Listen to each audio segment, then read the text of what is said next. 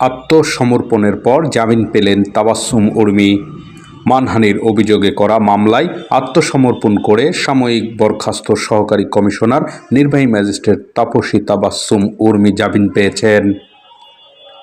বৃহস্পতিবার ২৮ নভেম্বর ঢাকার metropolitan magistrate Mohammad Imran আহমেদের আদালতে শুনানি শেষে এ জামিন মঞ্জুর করেন।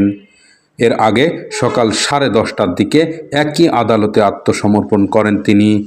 গত ৮ অক্টোবর তাপসী তাবাসসুম উর্মিকে ঢাকা মহানগর হাকিম মোহাম্মদ জাকির হোসেনের আদালতে ২৮ নভেম্বর আদালতে হাজির হওয়ার নির্দেশ দেন। একই সঙ্গে ২৮ নভেম্বর তাকে ঢাকার সিএমএম আদালতে হাজির হতে সমন জারি করেন বিচারক। এর আগে গণ অধিকার পরিষদের উচ্চতর পরিষদ সদস্য ও গণমাধ্যম সমন্বয়ক আবু হানিফ বাদী হয়ে একই আদালতে তাপসীর বিরুদ্ধে মানহানির মামলা করেন। মামলাটি গ্রহণের নির্দেশ দিয়েছেন আদালত। বৈষম্য বিরোধী ছাত্র আন্দোলনের ১৬ জুলাই রংপুরের বেগম রোকেয়া বিশ্ববিদ্যালয়ের শিক্ষার্থী আবু সাঈদের পুলিশের গুলিতে নিহত হওয়া নিয়ে বিরূপ মন্তব্যের অভিযোগে সাময়িক বরখাস্ত সহকারী কমিশনার তাপসী তাবাসসুম উর্মির বিরুদ্ধে মানহানির এ মামলার আবেদন করা হয়।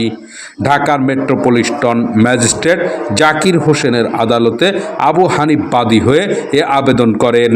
বাদীর জবানবন্দির রেকর্ড শেষে এ বিষয়ে আদেশ পরে হবে বলে জানান আদালত।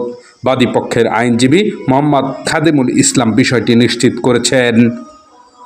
মামলার আবেদনে বলা হয়েছে, গত ৫ অক্টোবর আসামি উর্মি শুধু শহীদ আবু সাঈদ নয়, সরকারের দায়িত্বশীল পদে থাকা সত্ত্বেও ছাত্র গণ আন্দোলনের মাধ্যমে প্রতিষ্ঠিত সরকার ও সরকার প্রধান নোবেল বিজয়ী প্রধান উপদেষ্টা ডক্টর মোহাম্মদ ইউনূসের বিরুদ্ধেও অবমাননাকর বক্তব্য ফেসবুকে লেখেন।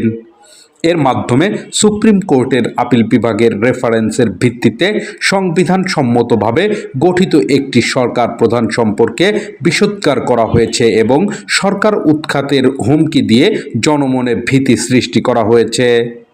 তাবাসসুম উর্মি ফেসবুকে লেখেন, সাংবিধানিক ভিত্তিহীন অন্তর্বর্তী সরকারের প্রধান উপদেষ্টা বলেছেন রিসেট বাটনে পুশ করা হয়েছে, অতীত মুছে গেছে।